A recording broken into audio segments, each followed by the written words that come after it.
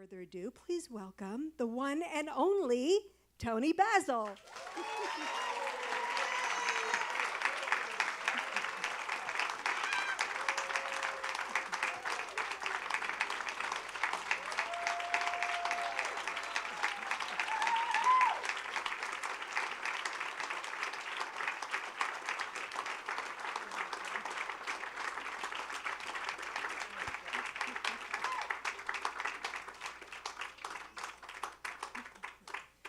All right, sister, come on. We got a lot to talk about here.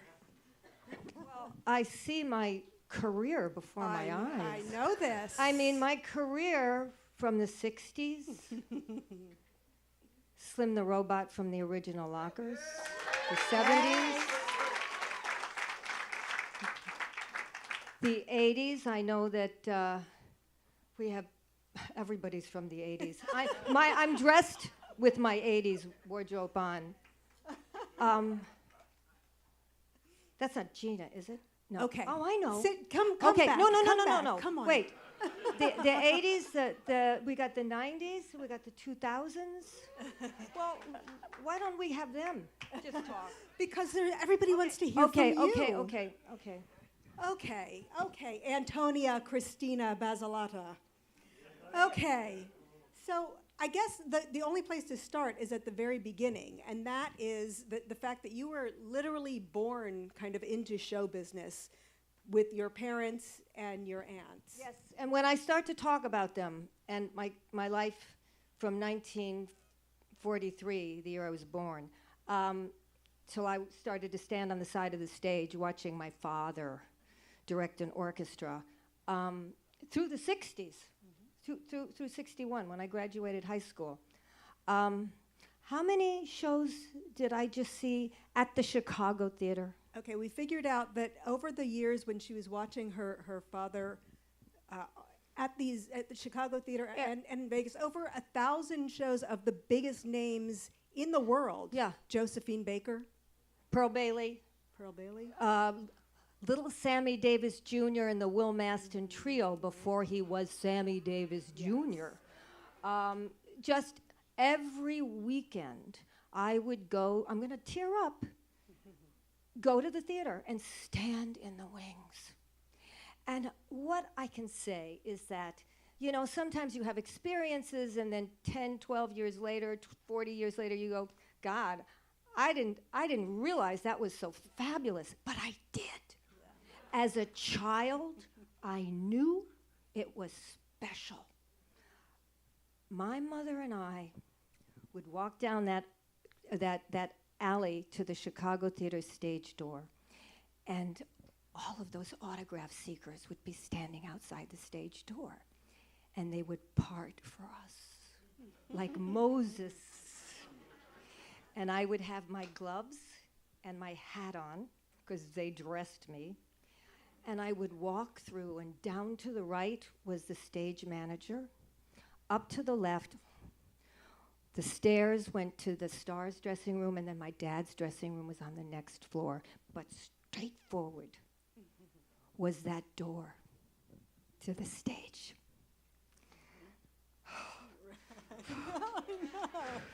I know. And I just trotted out there and saw every damn act. From 1947, I mean Sinatra, Judy Garland. I stood on the side of the stage and saw Josephine Baker at the Chicago Theater. I saw everything. I saw everybody and everything. The opening act was a juggler or a tap dancer. The middle act was a comic. I think he was always Henny Youngman, but there must have been other comics. And then the final act was, the star was always a singer, was almost always a singer. And my dad used to have me do my chenets for everybody. I chenetted for everybody. And, you know, sometimes they would bring me out on the stage because I was little and my chenets were good. And Pearl Bailey brought me out. I mean, what can I say? I knew it was special. I loved it. And all I did was go to dance class, was go to school. I went to a private school that didn't have cheerleaders, but I made cheerleaders anyway. Swear to God. And I'd go to the private school, so I had no friends to play with at home or anything, but I didn't need to. I went immediately to ballet class every day, and then on the weekend we went to the theater, and my father had no days off, and he had 4 to 7 shows a day, 7 days a week, 1 month off a year. And that was stage shows. That was the stage show and then a movie, stage show and a movie. So not only did I see all those acts, I saw all those movies, all those American musicals. I mean, you know, Was there ever any other idea in your mind of being able to do anything other than be in show business? Oh no, oh no. And what was in my mother's side of the family, you know, were vaudevillians, very famous vaudevillians, Billy Wells and Four Fays. Actually, you can see them on my YouTube channel because they were on Ed Sullivan. So they're there. And I actually have a film of my mother's 2 older sisters dancing in a silent film in 1919. Go see it. Go see it. Because they do a locker step. They do that. It's like terrifying to see it, and they were fantastic. So I also have my keys in the refrigerator. What again? Don't we all leave our keys in the refrigerator now? Okay. Well, I know that, I mean, we can talk forever about your vaudeville love because, but yes. Go to the YouTube channel because you can see it. But I want to go to when you first came out to LA. This is early 60s, and you're sitting in Grauman's Chinese Theater watching something that kind of ended up changing your life. Changed my life. I saw George Chakiris walking towards the screen in West Side Story, and he hit that a la seconde, and I went, wow, I better go back to the drawing board because I thought I was really good. But I saw West Side Story, and it was a rude awakening, a rude awakening. Yes. And it literally did go on, at least one of the gentlemen in that movie went on to really change your life. Oh, yeah. Well, a year later, after West Side Story movie came out, they had a revival of the original cast. And the original cast was almost all the cast that was in the movie, the original Broadway cast. And David Winters and all people that some of us in the front row know. And there was a big cattle call for West Side Story. So I went, 100 people on the stage. I mean, how can they see anybody? I didn't get a call back. Nobody asked me for anything, but I sat in the audience. And this guy came up to me, and he said, can you give me your number? And I looked at him, and he said, I'm in the show. I was in the movie. It was David Winters. He tried to pick me up.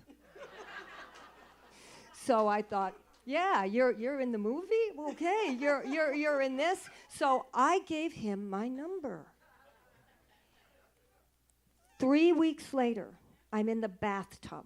He calls me. He says, you remember me? I'm David Winters. I met you at the audition. Come over. What's the name of the dance studio on the corner of Yucca and, okay, Rainbow. It doesn't exist anymore. Come to Rainbow Studios. You should audition for the part of Baby John's girl.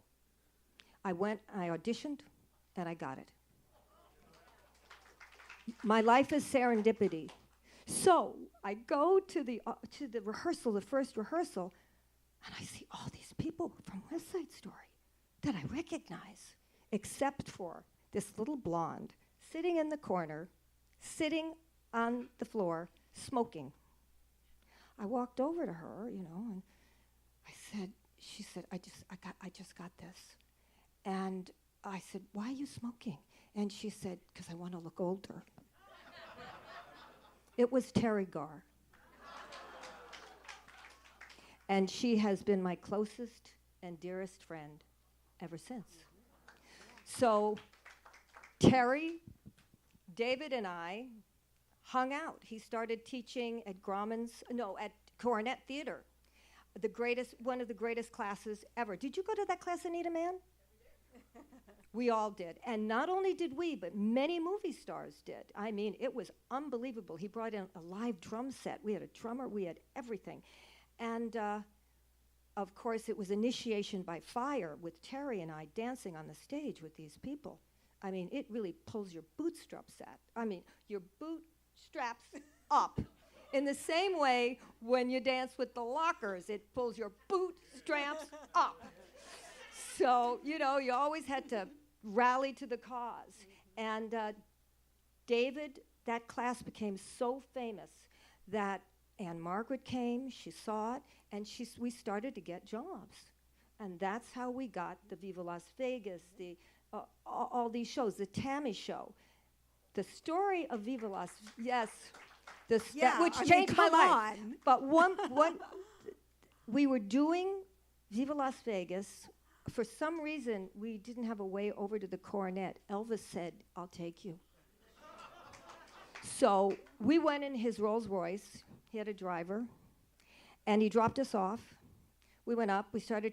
I don't know if you were in the class that day, but we all of a sudden, Elvis stood in the doorway of the class. Well, let me tell you, everybody started dancing faster, harder, higher. And I said, "Why did Elvis come up to the class?" He said he was looking over Sue Lyon. Sue Lyon was the young movie star. Lolita. That was in Lolita. I mean, that class was a pickup place, too. And incidentally, funny enough, with you working with Elvis, all these years later, you would go on to work with the new Elvis, Austin Butler. He hung out at your house to get ready for the audition, yes. Right? Well, Austin was in... Once Upon a Time in Hollywood. So I knew him from there, and he was auditioning for the role. So I worked with him for the audition. Actually, my girlfriend, Dana Williams, who also... Are you here, Dana? Hey, Basil. See?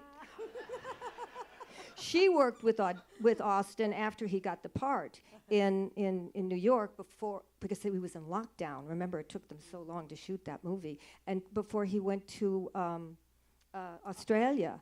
So it's all interwoven. I tell you, it's so interwoven. Everything in her life seems to have all these connections. It's multi-layered, and it's, yeah.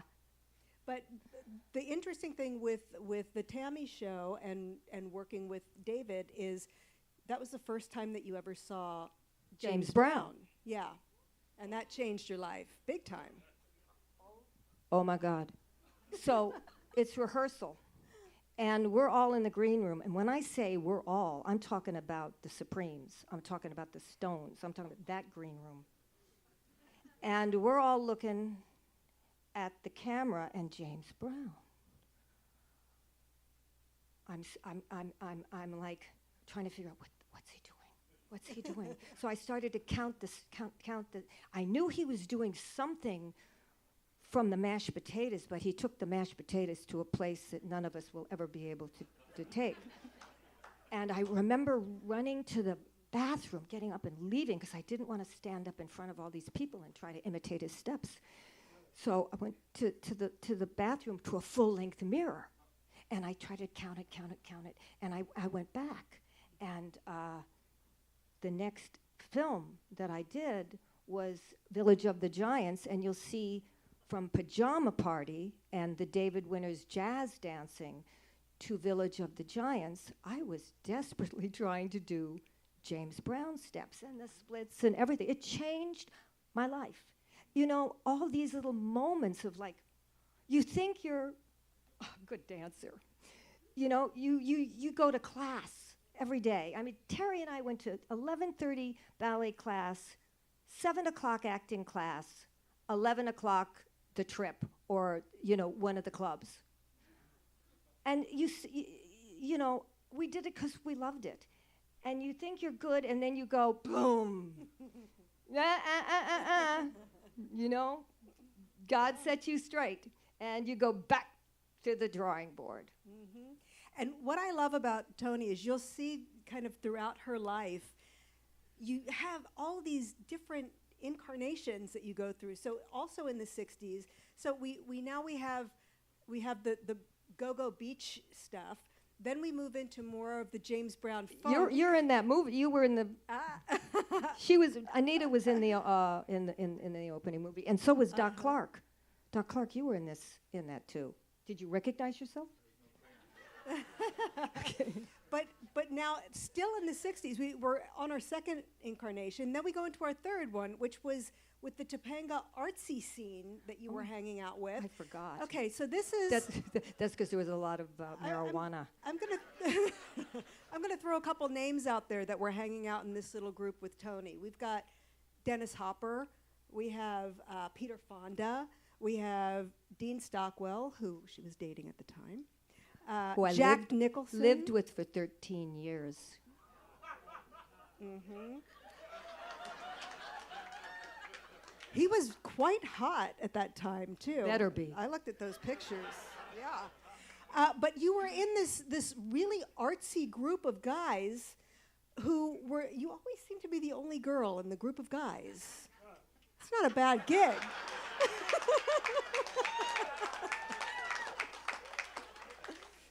But you all did so much together. This was like when you really started getting into the film world. Where I started making films, 8 and 16 millimeter films, which enabled me to do my videos. Mm-hmm. So tell us a little bit about hanging out with these guys. What were you guys talking about? What were they wanting to do? I don't remember that.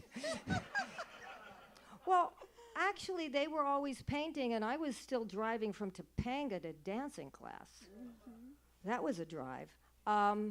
And Bruce Conner, these guys, Wallace Berman, Tosh Berman, are you in the audience? See?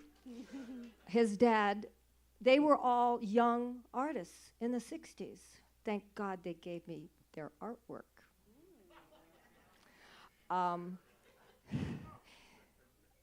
So they were doing always art, always shooting footage, always shooting films, always showing films on the wall. Andy Warhol would come in town. I mean, it was the West Coast Andy Warhol scene. And Bruce Conner, very famous artist, became a very, very famous artist. His films and his artwork asked me if I would do a film with him. And I had just recorded a song called Breakaway. I was recording in 1967. Breakaway is fabulous, by the way. The song is incredible, and I don't think a lot of people have heard the song. It's up on my channel, but Day Stores, we're going to release Breakaway at the end of next year, at the end of this year. That's right. So it's going up there. You can't see the film that Bruce Conner did because it's only for the art, the museums. It shows in museums. And I remember I got my whole outfit together. I made several outfits for this shooting. We shot it at Santa Monica Pier in one of the apartments above the Carousel. And Dennis Hopper was our lighting guy. I'm sure a lot of people wanted to be your lighting guy because you also wear your birthday suit in that video. It was the 60s, and I volunteered to take the wardrobe off. And I'm so glad I did it then. Because I couldn't do it now. I really love that about you, that it seems like throughout all of the things that you've done, you never shy away from anything that was taboo. I mean, back in the early 60s and the mid 60s when you were doing 5 Easy Pieces and Easy Rider and everything. That's right. I was stark naked in Easy Rider too. But you never shy. I mean, things that would have been taboo back then. You didn't mind playing lesbian. You didn't mind playing a drug addict. You didn't mind taking your clothes off. Aren't those the roles you just look for? Isn't that what you want? Isn't that what I went to acting class for? Mm-hmm. Indeed, indeed. And so we move on because Bob Rafelson was another gentleman who was hanging out with you who guys. produced and directed the Monkees film, the Monkees TV shows, and I choreographed Head. But yes, at the end of this, I lose track of time. The end of the 60s, we're at Dennis's house with Peter. Oh, that house had so much artwork in it. And Rafelson and Peter and Dennis were talking about making a film. And I thought, yeah, right, they're really going to make this film. I mean, underground film, one thing, but, get money to do a film that goes in a movie house. And Dennis was saying, we're going to shoot at eye level. And Peter's saying, no, we're going to have helicopter shots. If you look at Easy Rider, it's eye level. The last moment of Easy Rider, when they get blown away by the rednecks on the motorcycle, the helicopter pulls back. Those two guys were so phenomenal together, so yin and yang, so incredible together. So I don't know, after that, I think Fred Roos called me down. He says, Dennis wants you to audition for Easy Rider. And I went and I read. I actually read for that part. And we shot the graveyard scene, where I was naked, that was the first thing we shot. That was almost the last thing in the movie. And then we shot I think we shot in the horror house, was the last thing Dennis shot, which actually had a hell of a lot of dialogue. The graveyard was a lot of improvisation. Thank God I'd gone into improvisation class, where Dennis would tell us what to do and give us some cues and ideas, because I don't think we were supposed to be in the graveyard shooting, so we were really moving fast. I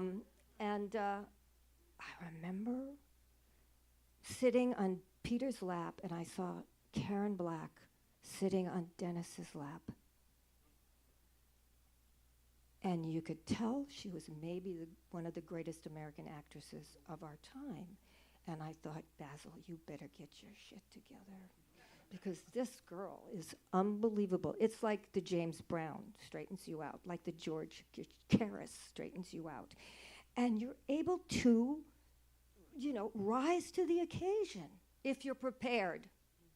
You can rise to the occasion. You plant the seeds, and eventually, it's like my mother's act they were an opening act in vaudeville. I saw all of them on the stage with my father, and I thought, I don't want to be an opening act. I want to be the singing star at the end.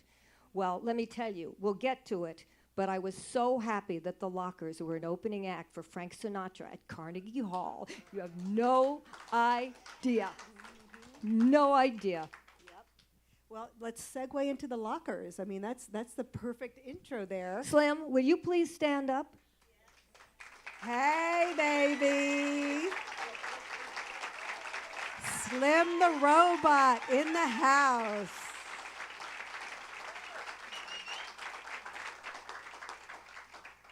I love you, Slim. He's so great. So this is, for me, I remember the first time I ever saw any of those moves that you guys were doing as the Lockers was when I watched What's Happening Fred with Rerun Barry. Fred Rerun Barry was with us. He was one of the original Lockers. He was in the clubs with us. We were all together. Right. So how did you get in with this group? How did you meet With Don? this group. Okay. Well, I came back from Cannes promoting, it was either Easy Rider or 5 Easy Pieces, and I went to Sunset Boulevard, where I used to do dance contests, go-go dance, twist contest, upstairs above the interlude. And there was nothing. It was over. Go-go was over. And I did the last twist contest there. You know who the judge was? We better get a polygraph, because they're not going to know. Ethel Merman. Oh my gosh. I need a polygraph. Yes. And she kind of laughed at us and thought we were a little silly, but I knew who she was. And I called my girlfriend, Leslie Evans, And Leslie was still dancing on one of those TV shows like Shindig was that David and I choreographed.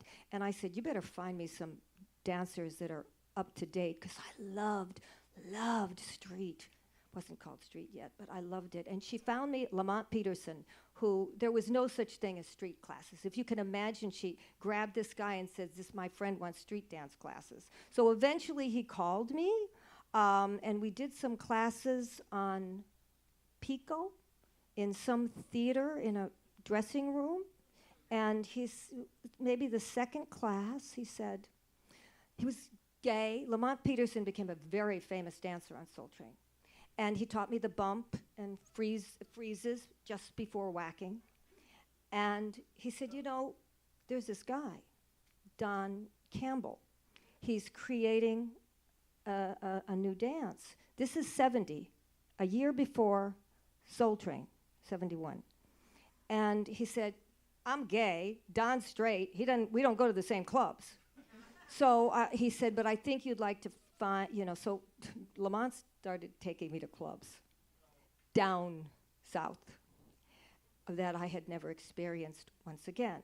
And there was a fight on the dance floor. And I said, why are they fighting? Why are they fighting? And he said, they're fighting over dance space. This is where I want to be. You know, in ballet class, everybody's like kind of tugging at their tights, and wow. So one night, Lamont and I were at Osco's. I think that's the club that's at that was at La Cienega and San Vicente, where Thank God It's Friday was shot. Okay, so through the side door, flies open with three guys. And before Lamont could get it out of his mouth, I knew what he was going to say. That's Don Campbell. Don was striped socks, knickers, apple hat. When you go to my channel and you see my family, they're dressed the same way. I thought when I saw Don, I saw my family. It all was there. It was everything. It was everything I knew from a childhood. And it was the most exciting stuff I had seen since James Brown. Because Don, like James Brown, like Tina Turner, would take street to a level that was beyond. Oh, I see Carol Hatchett, who assisted me on Tina Turner. one of the shows I did. And it was like a dream, and he disappeared out the door. So, I don't know, half a year went by, Lamont called me, and he said, look, we're all on Soul Train. It just happened. We go to a club after Soul Train, because they shot it on Sunset Boulevard. We go to a club on Sunset Boulevard called the Citadel. Meet us down there. And that's when I packed up and drove from Topanga Canyon down to the Citadel. I went way too early. I didn't know at the time you don't go early to a club. I know that now. But it was packed. This guy asked me to dance. He danced so close and so tight and did this grind with me. It was Fred Berry. It was Fred Rerun Berry. Of course, he wasn't Fred Rerun Berry at the time. So I didn't see anybody in striped socks and knickers. I didn't see anything. So I thought, I got to get home to Topanga Canyon. So as I'm walking out the door, I see Greg Campbell Jr. with Robot Charles.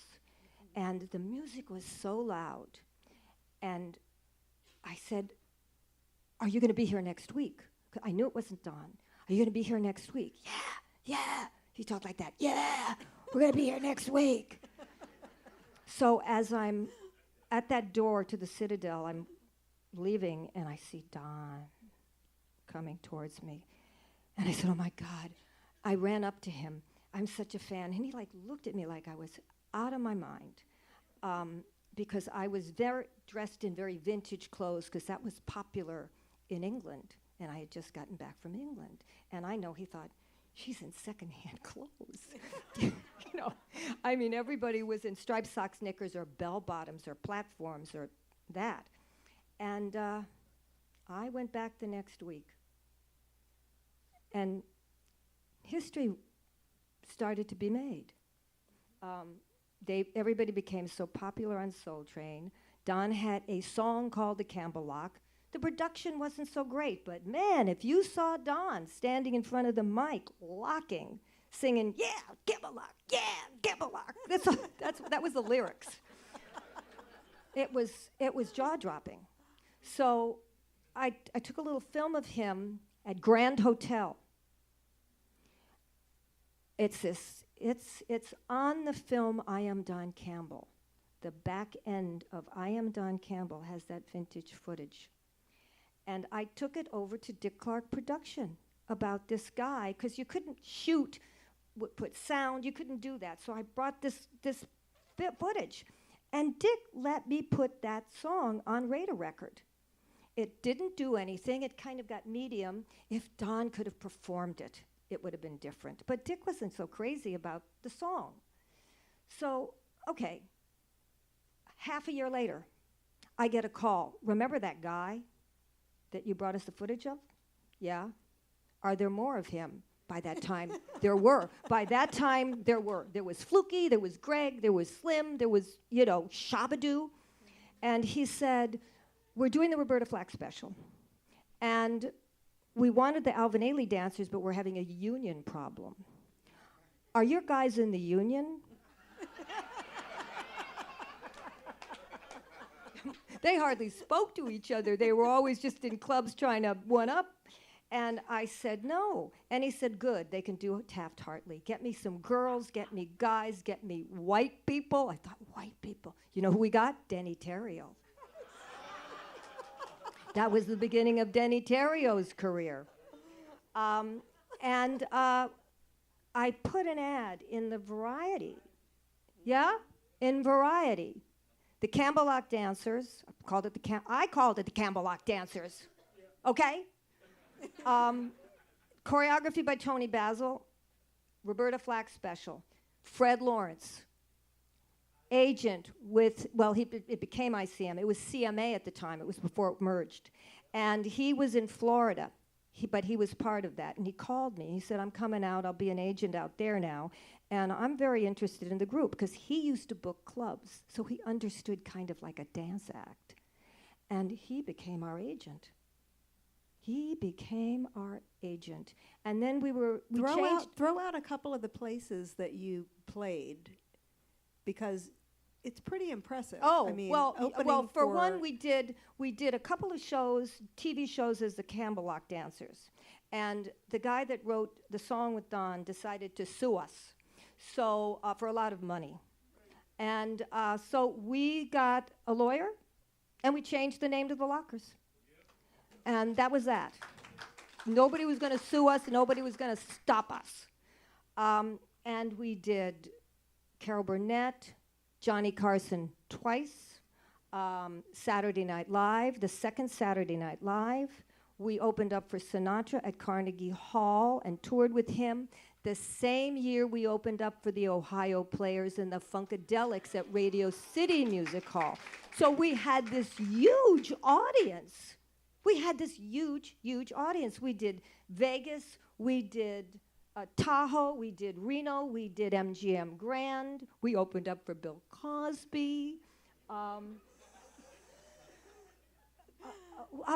mean, we John Davis, we did, must have been 100 shows. We must have done 100 shows between television, touring,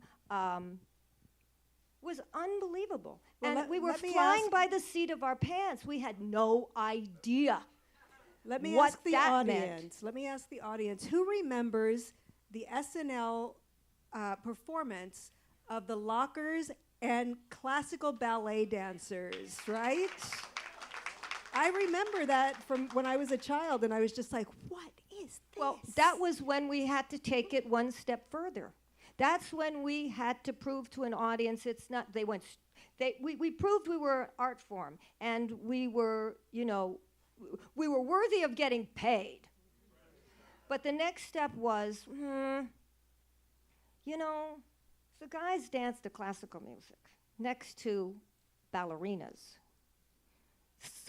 Subconsciously, the audience will figure it out. Those guys, how long does male ballet dancers study to partner? We partnered in a day. A day they were doing finger turns, lifting them up, a day. I'm not kidding. I'm not kidding.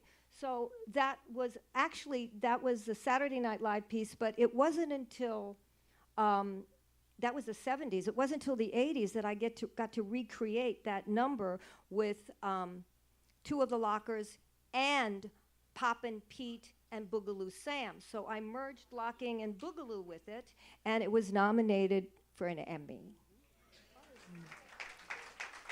And we can't forget to mention that we all know the term street dance, right? I mean, it's a term. We just know the term.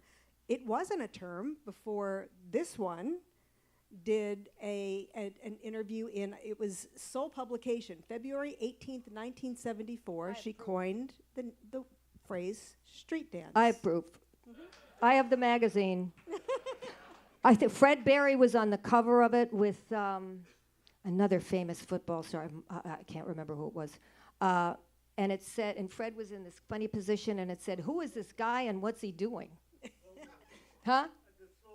He was doing the slow motion, and there was a big article on us, and the interviewer said, what is this? What are you doing? And I said, well, we're doing the Campbell lock. I know, but what are you doing? It's like she wanted the term, like, is it ballet? Is it tap? Is it, a bigger term? And I said, oh, we're rock dancers. And Fluky was sitting next to me, and he said, we don't dance to rock. And within moments of seconds, I thought, he's right. I don't want to say club dancer. I don't want to say R&B dancer. I don't want to pigeonhole. I don't know how I thought. And I recall two things. Greg with his arm out of my car, locking. And I remember Slim at Slim's house on 82nd. In the kitchen. And Slim was sitting at the table. There was music going. Boom, boom, boom, boom, boom, boom. He gets up. He does a Scooby-Doo step to the refrigerator. Rolls his wrist, opens the refrigerator door. Get milk, pours it, dances back. And I realized I had fallen into the real West Side Story. This was no movie. This was real. Everybody danced all the time, everywhere, in the street. And I said to her, we're street dancers. Because I knew we weren't trained. And I knew it would say untrained, street, but So that was that. Yeah.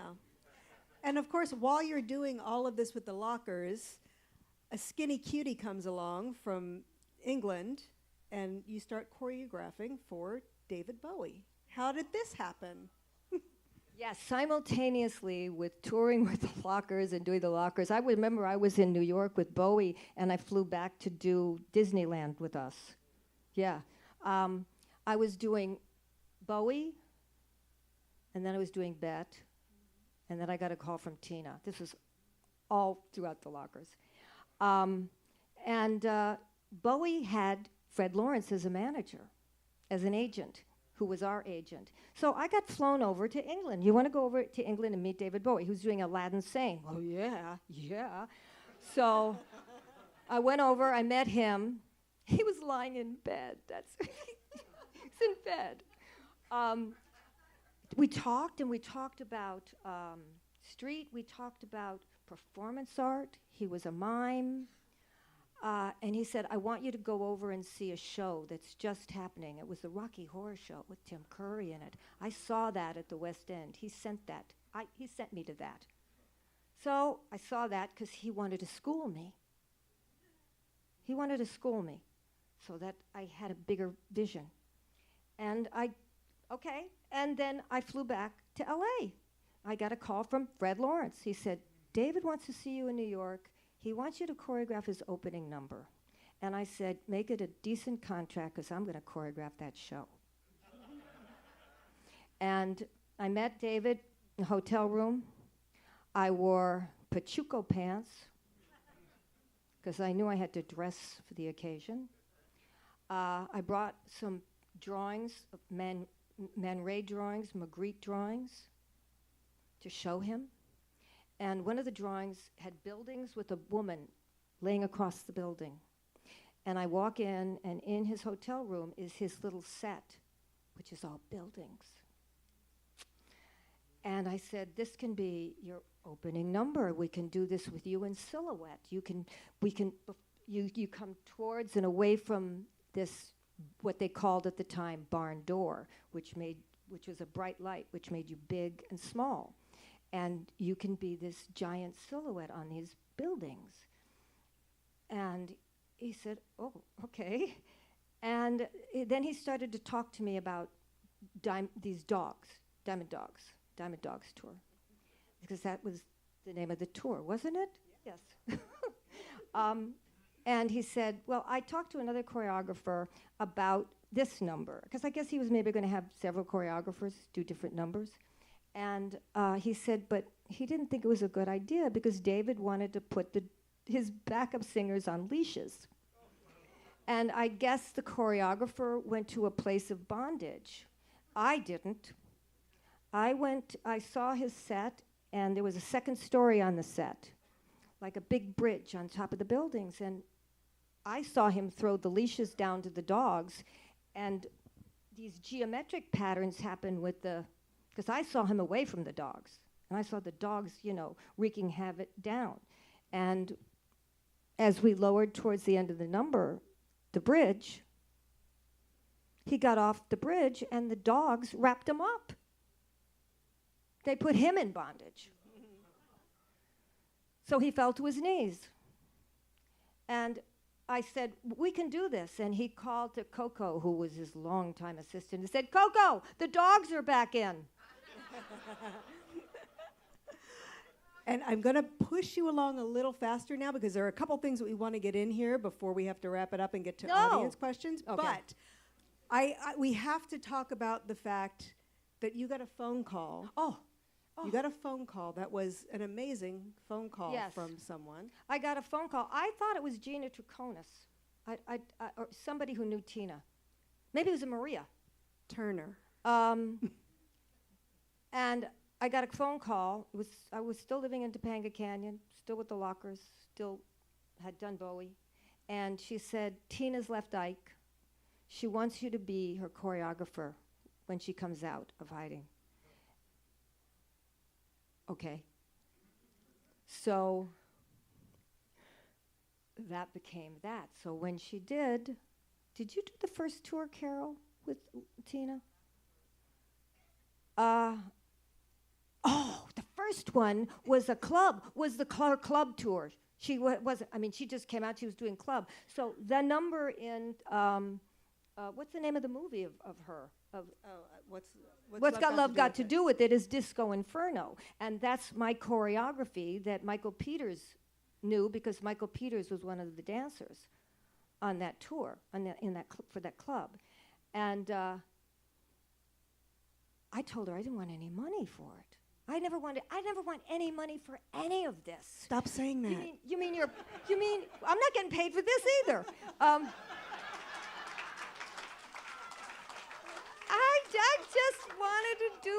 I just wanted to do. And so I said, I want some singing lessons from Tina because I needed to get back to singing. I knew that with the Lockers, I was going to start to do the Roxy. I was going to start to open up. She gave me a singing lesson in front of everybody. It was the most terrifying experience of my life. It was just, I don't know where I went. I don't know what happened. She was trying to make me sing like her, which, forget it. and I just remember she just said, don't do vibrato until the very end of the note. That's the only thing I got that I recall getting out of that. And you know, I did Disco Inferno for her, and then that club, and then I did, I don't know, 3 or 4 tours, and I did her last tour. I did her the last tour for her while I was doing Bette Midler at Caesar's Palace. There you go. Now we're supposed to be here celebrating the 40th anniversary. Oh, we haven't gotten to Mickey. Mickey. Oh my God! Getting to #1 on the U.S. Billboard charts. I forgot.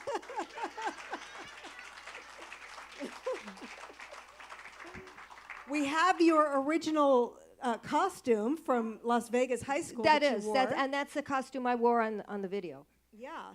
I shot 2 videos that day. I did, because I was shooting these videos for this record company for promotional videos, and it wasn't like it is now. If you have a hit, then you do the video. It was promotional videos, so I was doing, like, I did, the first videos I did were 3 videos for Devo. Jerry here.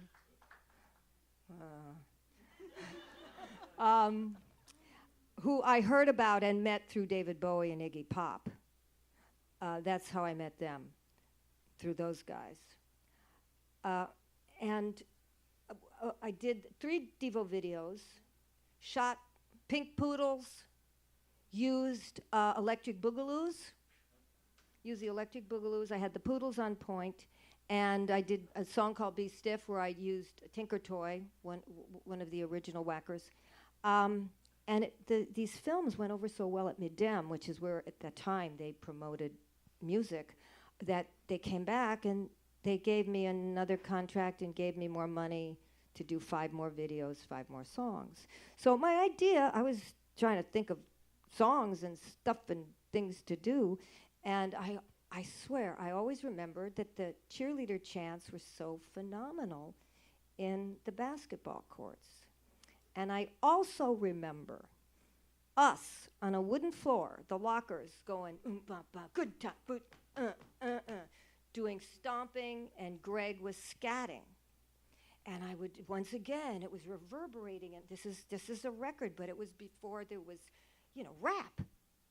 And I thought, oh, well, maybe I should write a cheerleader song. I really had a hard time writing a cheerleader song. And I thought, you know what, get a cheerleader chant and put it in a song. And this was an English record company. They had no idea what I was talking about because they don't have cheerleaders in the UK. So I just remembered I was going to have Paulette and Carrie stand up and do the Lockers handshake. That's going to happen on the Q&A. Okay. Yes, I know, but you can do it. So you used real cheerleaders in that video too, and right? the cheerleaders on the record were Dorsey High cheerleaders, and Bianca, who was one of the Dorsey High cheerleaders, helped me write that song. And the Carson High cheerleaders were from Carson High, and I saw both of them, Dorsey High, Carson High, at a cheerleader competition. So I picked up the song, picked it all up. And I talked them into letting me record the cheerleader chant separately. And it really sounded great, and we plopped it into the song. And we changed the drum beats of the song to, all of a sudden, the cheerleader chant was kind of better than the song. And I said, you know what, if it doesn't work, take the chant off of the song if you want to put it on the album. Well, that never happened. And we made this video, which, of course, became this wonderful, iconic video with Karina, are you in here? Yeah. Okay, original cheerleaders from that video. And Debbie, to Karina and Debbie. There you go. There you go. Oh, more original cheerleaders. Oh my God, Teresa's here. Wow, we are all still here. Yes, yes. We are all still here. It's amazing. and we're all still in contact with each other. Well, you know, on YouTube, we can all see each other. We all see everything that happens now. And I have to give you a big congratulations because I don't know if everyone knows this, but you were in a decade-long fight to get the rights to your master here in the U.S. and you finally in May won your lawsuit. Well, I got the American side. I got the American side. I know that's confusing if you're not in the record business, but it's the American side, not the international side. But it's something. You know? It's something. Yes. And we can't be here at the Grammy Museum without saying that Word of Mouth, which was the album that Mickey was on, was nominated for a long-form album It was nominated video, for which was what it was called at the time, a long-form video album. Yeah. And you were up against Duran Duran, the Rolling Stones, Grace Jones, Alice Cooper, and Olivia Newton-John. And I went, Linda Ronstadt was my date. We went, because Linda did win her Grammy that year, and Duran Duran won that year. I thought Grace would win, but Duran Duran won. But I was so happy to be in that company. Give me a break. Yep. Okay, so I'm going to push you ahead now into kind of like from the 90s on, because there's so much that you've done. Movie-wise, you've choreographed for several movies. You worked with Julia Roberts twice, and Something to Talk About in My Best Friend's Wedding. Yes. You did the Bend and Snap. Legally Blonde. The Legally Bend and Blonde, Snap. the Bend and Snap. Reese Witherspoon and Jennifer Coolidge, who's super hot today. But you've worked on all of these different things. I can't let you leave without mentioning a couple of names. I'm not going anywhere. That who you worked with. I just want to get an idea. I know you worked with Mick Jagger. What comes to mind when you think Mick Jagger? Don't go there. Don't go there with me, Tina.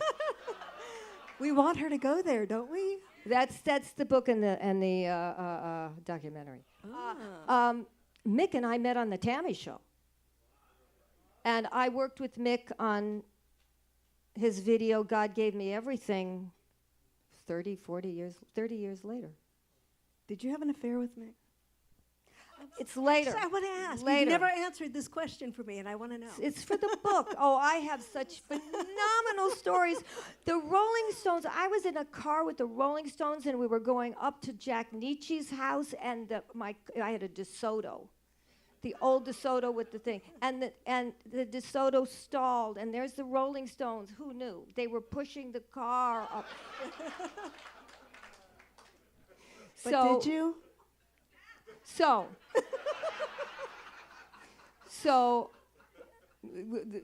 when I did the video with Mick, God Gave Me Everything, somebody said, gee, I've known Toni for so long. And Mick said, I've known Toni longer. And I did some work with him on his Rolling Stone tours. He used to fly me out. I'd look at the show. I'd kind of critique and do some stuff, and I'd just send him notes. So I kind of worked with him that way, and I did also a solo album for him also. Yeah, and so that Except I means didn't yes. do Bowie and Jagger doing Let's Dance. They didn't ask me to do that, and I was furious. I'm sorry. They thought they could do it by themselves. So let's go into some of your, what you've been doing a lot of over the past, 2 decades now is judging. You judge a lot of hip-hop Is dance Jackie and Breeze competitions. here? Okay, so we have Jackie and Breeze who put on all these battles internationally. They have also Versa Style. How many kids are in that organization? 45. 45. You guys, we were just judging freestyle session. Breeze entered the contest. Actually, you were the finalist, the semifinalist. You should have. No, it's true, but you know, the judging gets political. because we had to judge, Flowmaster and I and Victor Manuel, we had to judge locking against whacking. How do you do that? What's that about? I mean, it's like judging tap dancing against ballet or something. It's just ludicrous. But anyway, we were happy to be there. How much do I love sitting there all day long, looking at these phenomenal dancers. I mean, it's like dessert.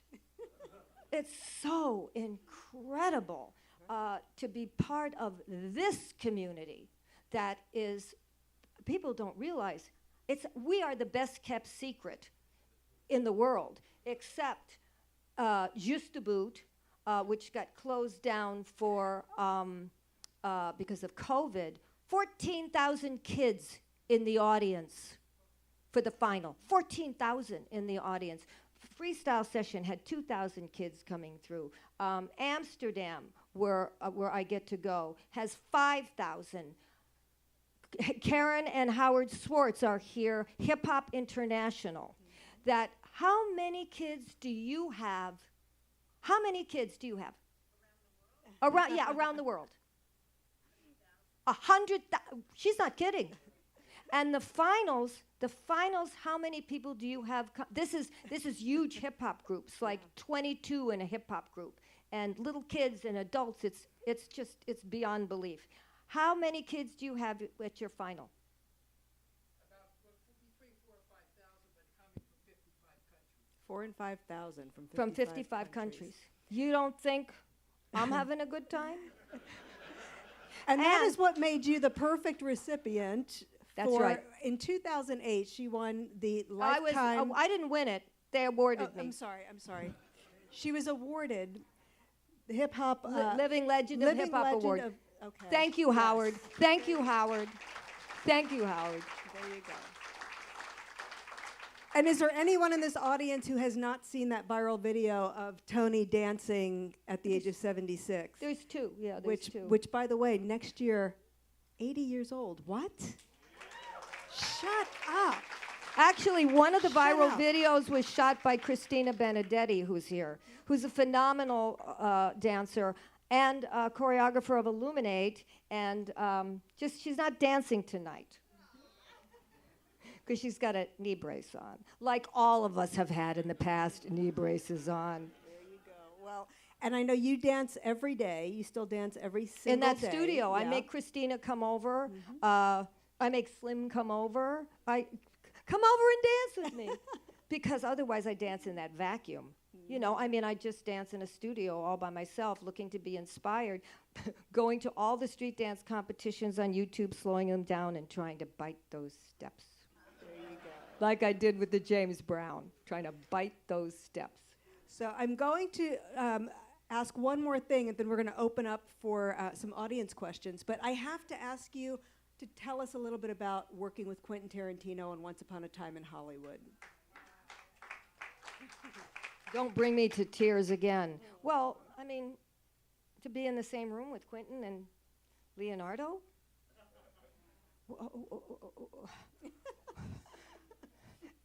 Are you paying me for this job?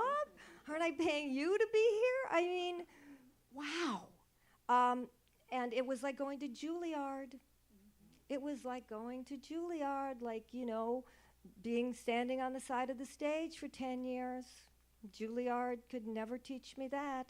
Being in the room with these guys, creating, never could teach me that without being there. And it was really wonderful, because Quentin, who directs, writes it, produces it, he changes things all the time. Like as we're shooting, gets ideas. So we are all ready to be improvisational and rise to the occasion. So it was a dream job. And, you know, I must say, like as a child, I knew it was so special when they would part for me to go through that stage door. I knew that was special. It was probably the only time I had time, because it takes so long to reset up lights. You know, you're kind of waiting around, and I thought, wow, you deserve this. I know that sounds crazy, but I realized how special it was, because Quentin had just said to me, we were standing around, he said, didn't you choreograph the Monkees film Head? Wasn't that you in that, that's you in that number, right? And I said, yes. He said, it's one of the greatest musical, and he said that on the screen. Thank God. Thank God, Tina. Well, Because coining you the goddess of go-go is pretty good, yeah. too. So, and I just thought, wow. I mean, to have Quentin look at you and say that, it was so special, and the experience was so special. Oh my God. I mean, to watch Leonardo work from morning to the afternoon on that little hullabaloo piece that we did, which was much longer because you know, Quentin shoots 6 hours for a 6-hour film. So that scene was much longer. There was dialogue in the beginning, a whole song, and then dialogue at the end. And to watch Leonardo grow with all of this, the dialogue, running out with the girls, singing, what did he sing? Dancing. And he just kept growing. And it was to watch it. And then Quentin said to me, you know what, I want to put some, said to him, I want to put some dialogue at the end. I want you to say, now we're going to commercial break, the mamas and the papas. Well, Quentin just reeled off dialogue. Leonardo goes back, shoots again, starts from the top, does all the opening dialogue, does the whole song, and then does verbatim what Quentin told him to say. This is why these people are where they are. This is the genius of these people. I mean, this just doesn't happen for luck. It was absolutely mind-blowing. It was like, and it was an interesting experience because you saw Quentin trusting Leonardo, and you saw Leonardo trusting himself. And he just kept growing. He just kept growing. And Quentin would always have me sit next to him, between him and the cinematographer. I mean, what can I say? What can I say about that? You know, it was Juilliard. It was Juilliard. And if that's not enough, she was also choreographing David Lee Roth in the daytime when they were filming that at night. So there you go. Audience questions? Because we shot the Playboy Mansion at night. So I finished off David's in the day and then made it over to... Unbelievable. You're unbelievable. You don't think I was... Hey, it was phenomenal. It was phenomenal. Okay. Do we have some people in the audience that want to ask her any questions? They all know my life. They were with me. Let's see. I can't see if there's anybody. Let's see. Okay, we've got a question right over here. Hold on. I had heard that DiCaprio did not want to do that hullabaloo scene, and he hadn't heard that. Are you kidding? I don't think he ever turned down Quentin. I think he always tried whatever. I'll defer to you. Yeah. Oh yeah. You've got one right over there. I never heard that gossip. Hi, Toni. The first time, right here. Right here. The first time I ever saw you dance live was in a show called Toni Basil's Follies Bizarre. And you played a character. That was at Fox Venice. That's when Yes. the kind of the discovery of that led to Mickey. How many people did we have on the stage? We had what, 22 dancers? It was an amazing thing. You had lockers, you had street dancers, you had disco dancers. You said you had everybody except for jazz dancers. Well, You said it was West meets East, street. and how many what was our orchestra, David? There was 9. And what was the orchestra at the Roxy? Yeah, I always had a live orchestra because that's what my dad had, a live orchestra. Why wouldn't I have a live orchestra? And you had live pink poodles. I had And you I had had a wire live real in your poodles. skirt. I had real poodles, real Yes. pink poodles, and I had ballerinas dressed as poodles. Yes. And they were all on my leash. And you had Bruce Conner films. And I had Bruce Conner films and on the Devo screen. music. And I had Devo You music. danced ballet to Devo and a Yeah. microphone stand. It was incredible. And I also had Tinker Toy, one of the great whackers of all time, Billy Starr, and Danny Lugo. And Billy Goodson! And Billy Goodson was in the show. I mean, you know, Always ahead of your time. well, always I ahead of your time.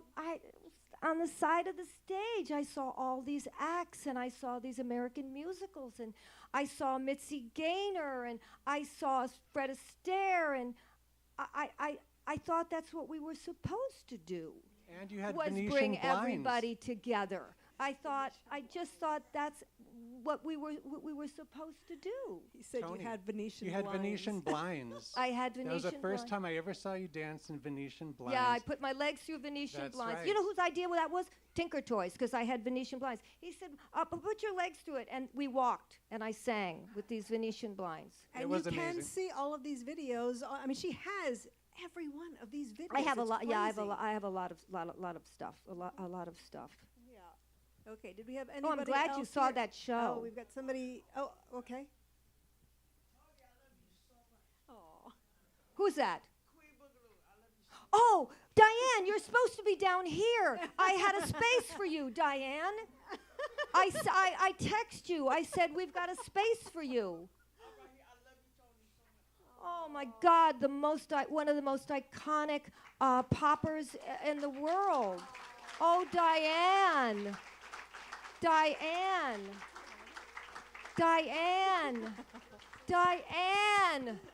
Diane. God. Oh.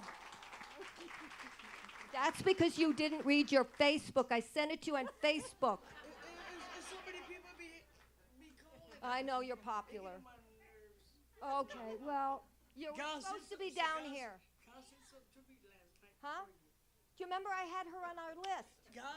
We got you a nice chair that's right in the front. Sorry. There, look, Sorry, look, you, there you you weren't go. up front. You from the sit right there. beginning. There we go. Okay. Hugo had a question. I don't know why you'd have a question. You were Popping Taco's best friend, and I was Popping Taco's best friend. And we did a lot of iconic things together. All of us did, with Kevin Columbus also.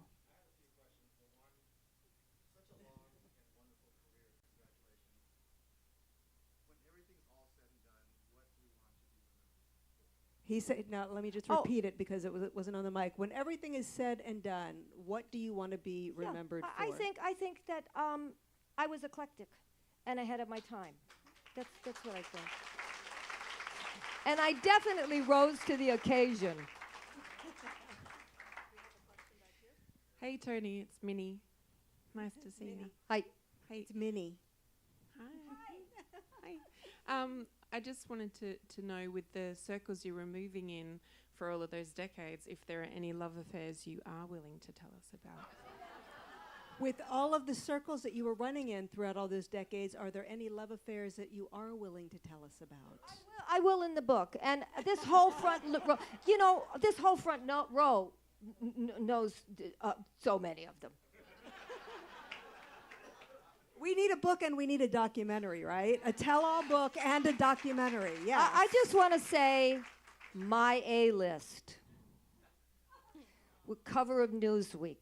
I mean, I have and had an A-list. All right. So do we have anybody else that had we do have a question right there, and then we'll come to you after. I also see Sherry Barnett taking a picture. Sherry Barnett, this is a good story. I was doing videos before videos, and her best friend was a good friend of mine and knew I was doing these videos, and she said, my friend is starting to do photography. Could she come over and shoot? Could she come over and shoot the videos? Because Nobody, my record company didn't think Mickey was important enough to send a photographer over because they never thought they'd need a picture because they never thought it would be a 45 or go on everything. So because Sherry was there, we had pictures. And so the little picture you see on the 45 and those iconic pictures were taken by Sherry Burnett. You know, everything just fell into place, you know, for whatever happened. I just wanted to remind you were going to do the locker handshake during the Q&A. Oh, Carrie and Paulette. Okay, so the locker handshake was created by Fluky and Greg in 1972. Before we were formed the lockers, but when everybody was dancing. And you'll get the idea, because what Don did was give us communication. And it was very street. I mean, he'd shake it and lock it, but he'd give himself 5. He'd point. There was a way, all of a sudden, to communicate and tell stories. That's why we didn't have to perform behind a singer. That's because we could tell our own stories. We opened up with the prologue of West Side Story at Carnegie Hall. That's what we danced. Do-doom, do-doom, do-doom, do-doom. Ba-doom, boom. It was perfect for locking. Just perfect. And then Slim came down with his moonchucks as the villain. And then we beat him up. We could never do that now. I don't think we could do that on stage, beat somebody up. Anyway, and then you rose from the dead and did 2001. Oh, yeah. Oh, yeah. Yeah. Yeah. Okay, so are we going to see it? Oh, yeah. Okay, you got to turn that way to the camera. Now, would you rather do it up here or on the... Okay.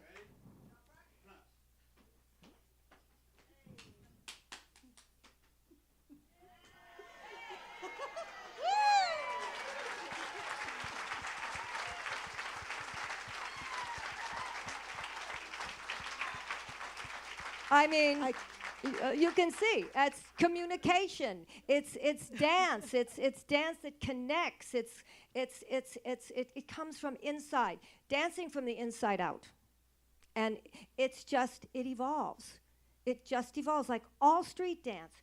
Just evolves through improvisation. The music changes. It makes you dance different. The shoes change. Oh my God, you dance different. The floor changes. James Brown could have never, in athletic shoes with rubber on his soles, dance on this Marley floor and create those steps. You can't do the mashed potatoes sticking. So dance styles change with shoes and the bottom of the shoes and what are you dancing on. And it just keeps evolving because it's full of improvisation. And that's what makes street so brilliant. Plus the battles now, they go out and battle. They don't know what music's going to go on. I mean, you ask that for a ballet dancer. Oh, go out there and dance, and we're just going to throw something out there. That's not going to happen. But that's part of the battle, is they walk out there and they have no idea what's going to play. Okay, I think we had one last question. Toni, I just want to say thank you from all of the dance community for being such an activist. Me personally, you discovered me in a club, Paradise Ballroom, in '76. My question is, do you have any footage from the Roxy or Fox Venice? But you know what?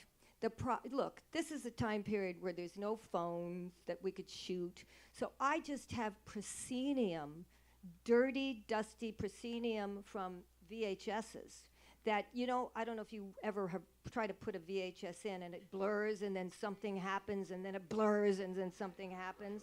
Yes. So, and it's from far away. Did you do the pilot with us?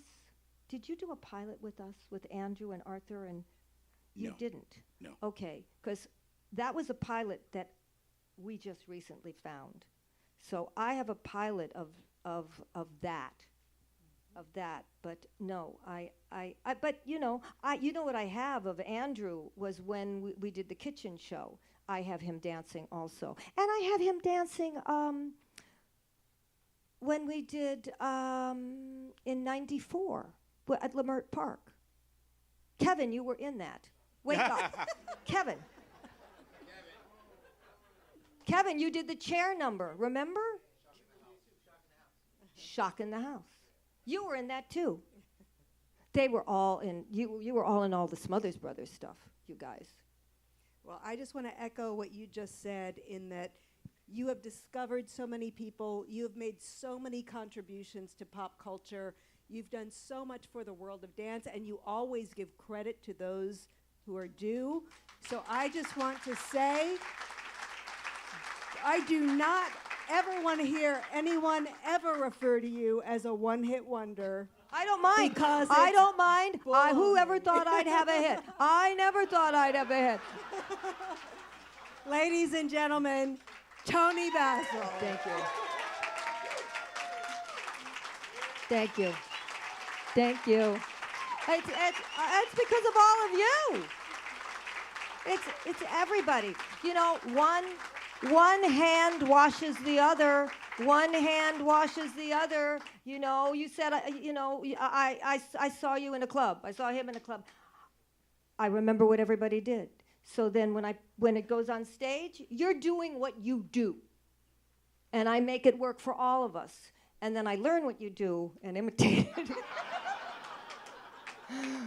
So, but yeah, it's just, I mean, this group of people, I mean, literally go from the 60s go-go through everything, this front row. Yeah. Toni Basil. Toni Basil! Yay! Thank you. Thank you. Well done. Well done. Thank you, Tina. I had a great time. There's nothing I like to do more than dance than to talk about it. Good night, everybody. Thank you so much.